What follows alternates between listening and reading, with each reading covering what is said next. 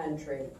There were more than 52,000 deaths from drug overdoses nationwide last year, numbers that exceed the lives lost to car accidents, breast cancer, or a host of other causes.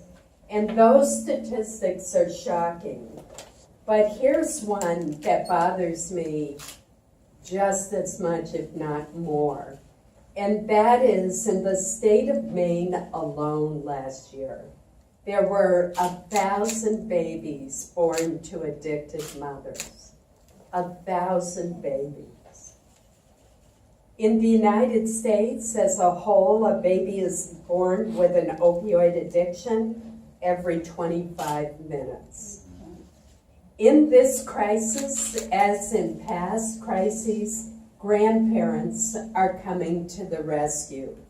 Grandparents who help raise grandkids together with the child's parents can support healthy aging and be a positive experience for all involved.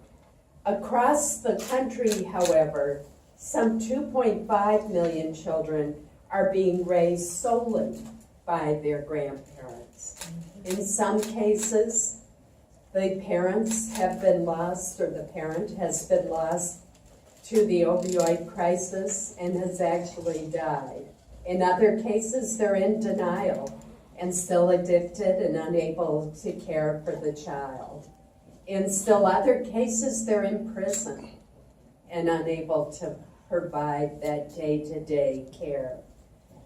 These custodial grandparents are called on to help for so many reasons in addition to the opioid crisis: physical abuse, incarceration, divorce, financial difficulties, military deployments at times, and even death from natural causes. In Maine, the number of children being raised by their grandparents increased by 24% between 2010 and 2015. Think what that means. It was so touching to hear the stories of grandparents as we put together the hearing that we held before the Aging Committee. Individuals and couples who are looking forward to their golden years, expecting to have lots of free time and to finally take up golf, all of a sudden find that they're getting up in the middle of the night with an infant, or taking a toddler to preschool, or being there after school for when a child comes home and preparing school lunches and going to sports events and other school activities. Not what they envisioned after a lifetime of raising their own children and a lifetime of work. So as we looked at this issue, we wanted to recognize grandparents for the tremendous contributions that they're making in raising their grandkids when their parents cannot do so.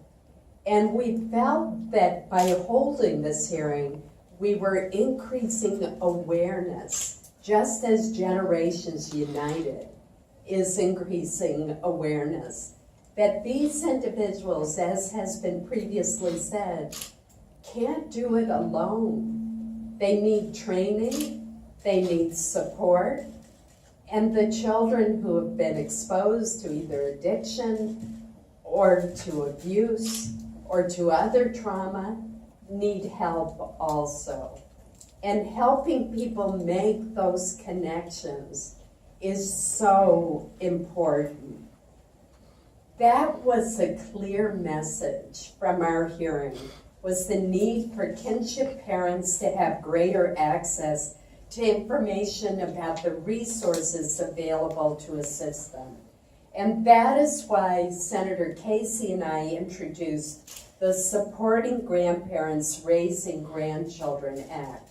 My only regret about the bill is that we didn't come up with a cute acronym for it, like Nana or Grandpa or something.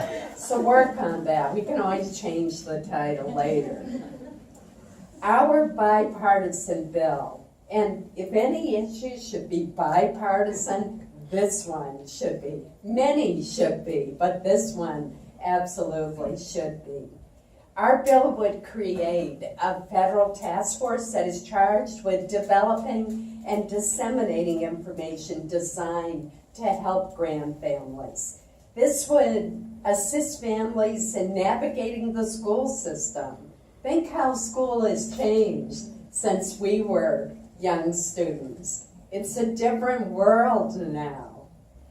It would help in planning for their own families' futures. Think of what is often a financial strain as resources are being diverted. Addressing mental health issues, not only for the grandchildren, but the grandparents themselves as they take on this new responsibility is so important.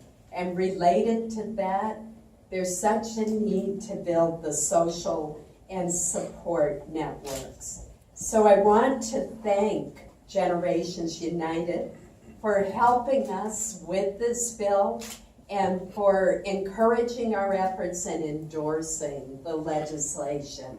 So now what we need is to work hard to get the bill approved by the Senate and then on to the House and then put it on the president's desk so he can sign it into law.